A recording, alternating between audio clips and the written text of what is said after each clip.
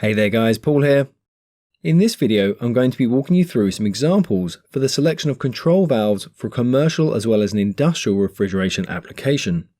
Coming up, selecting a control valve for a commercial system, generating a bill of materials, selecting a control valve for an industrial system, and generating a report. This video is part of a series where we'll be looking at a number of worked examples using the Coolselector 2 application to help you select and calculate components for your refrigeration system. So do check out the other videos if you haven't already. Links are in the video description below.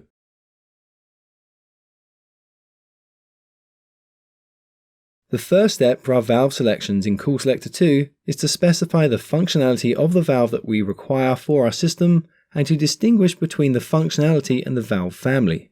Components in Coolselector 2 are selected based on their functionalities.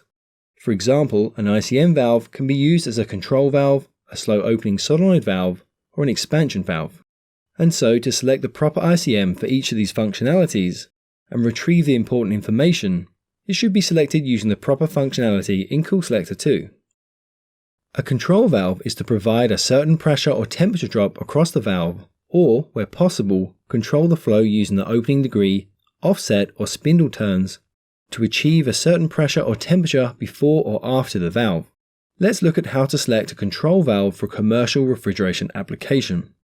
As this is a commercial application, we'll change our preferences by clicking on Options, Preferences, and then selecting the commercial option. This will show us only the relevant products and settings.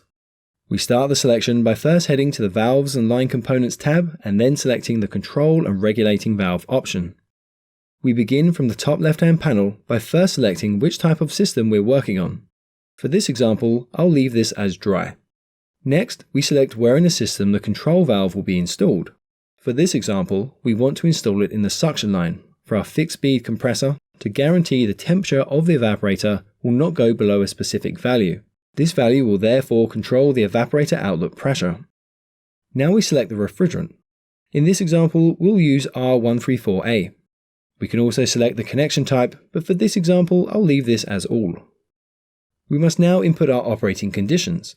For this example, we'll input a cooling capacity of 1 kilowatt, an evaporation temperature of 4 degrees Celsius, and a condensation temperature of 40 degrees Celsius. In the Products Family section, we have various product ranges being displayed. If we hover our mouse over the titles, we can see a small photo as well as a brief description. We can see that the description of the KVP valve is evaporating pressure control. So we will select this range. Now we want to enter our control valve selection setting. From the drop-down menu, we can choose from saturation temperature drop, pressure drop, or offset. The options vary based on the control valve family, as different control valve families have different capabilities and can be used for different purposes. For this example, we'll choose offset. We can calculate the offset if we know the minimum evaporation temperature. In this case, we have an evaporation temperature of 4 degrees Celsius with a minimum temperature of 0 degrees Celsius. If we now head to Options, Preferences, then Edit Preferences, a pop-up window will appear. Under the Valves and Line Components tab, we select the checkbox at the bottom for Show Performance Curve and Performance Details. We then click OK and save this as a custom preference. Down in the Performance Details tab, we can see at point 1, which is the compressor suction line, the pressure is 3.378 bar, and that occurs when the evaporation temperature is 4 degrees Celsius. If we now change the evaporation temperature to 0 degrees Celsius, we'll see the pressure drops to 2.929 bar. The difference between these values is our offset. In this case, 3.378 bar subtract 2.929 bar gives us an offset of 0.449 bar. So we enter that into our input box. I'll also just change the evaporation temperature back to 4 degrees Celsius. The table now shows a list of applicable products. You'll notice that one row is highlighted in green. This is the product suggested by Coolselector 2 based on our input and selection criteria. Remember, this is only a suggestion and you should check the performance details to ensure compatibility with your system.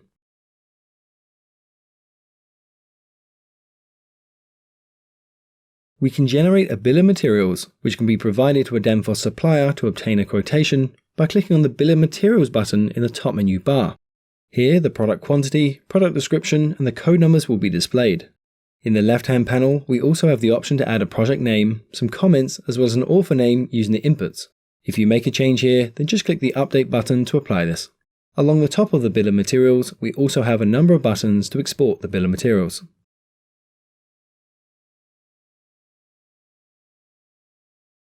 As we now want to select a control valve for an industrial application, we change our preferences to industrial by clicking Options, Preferences, and then Industrial. This will show only the relevant products and settings. We start the selection process by heading to the Valves and Line Components tab, and then select the Control and Regulating Valves option. In this example, we want to install a control valve in the wet return line.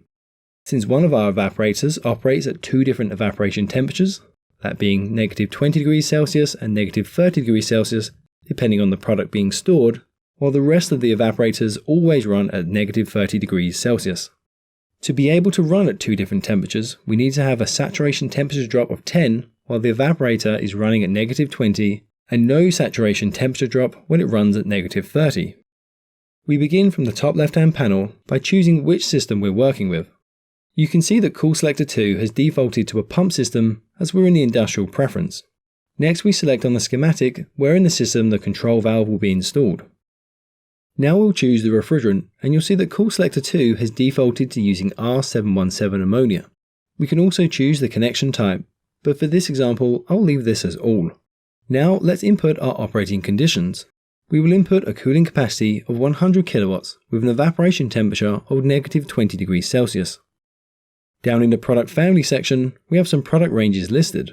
If we move our mouse over the products, we can view a small photo as well as a product description. In this example, we'll choose the ICM valve. The screen will now refresh to display some product information. But before we can do this, we want to enter our control valve selection setting. In this case, we'll choose the setting of saturation temperature drop and we'll input a value of 10 Kelvin. We can see the suggested product, highlighted in green, is the ICM 50A with a saturation temperature drop of 10 Kelvin. Let's also check how it performs when the evaporation temperature is at our other operating condition of -30 degrees Celsius with the valve position at 100% open. For this example, we want to ensure that the pressure drop is less than 0.05 bar while fully open to minimize losses. To compare the two scenarios, we click the Copy Selection button in the top right corner. This will create a new product selection tab and keep all our entered inputs. Let's rename these tabs to remind ourselves which is which. To rename the tabs, just right-click on the tab title and click Rename. I'll label the original tab -20 and I'll rename the copy as -30. In the -30 tab, we change the evaporation temperature to -30 degrees Celsius. Then, under the control valve selection setting, we select Opening Degree and then enter 100% here. For the selection criteria, we want to enter a pressure drop of less than 0.05 bar to minimize the losses for this example. We can see that the recommended product is now shown as the ICM 65B with a pressure drop of 0.038 bar. The previous suggested product was the ICM 50A, but this has a pressure drop which is too high. If we head to the original tab labeled -20, we can see that the ICM 65B is able to meet our criteria and is also able to achieve the temperature saturation drop of 10 Kelvin. So we will select this as our product.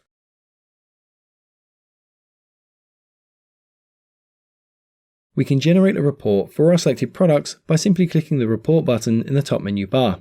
The window will then refresh to display our product report. In the left-hand panel under Items to include in the report, we can add or remove information from our report by clicking on the plus button and then selecting or unselecting the items. If we make a change here, then simply click the Update button at the top to apply these changes.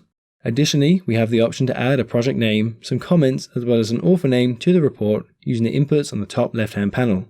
Again, if you make a change here, then simply click the Update button to apply these. Along the top of the report, we also have various options to export the report. Okay, that's it for this video. Thank you very much for watching. We hope you've enjoyed this and it has helped you. If so, then please don't forget to like, subscribe and share. If you have any questions at all, then let us know in the comment section down below. You can also find links to more Coolselector 2 tutorials in the video description. Do check those out, and once again, thanks for watching.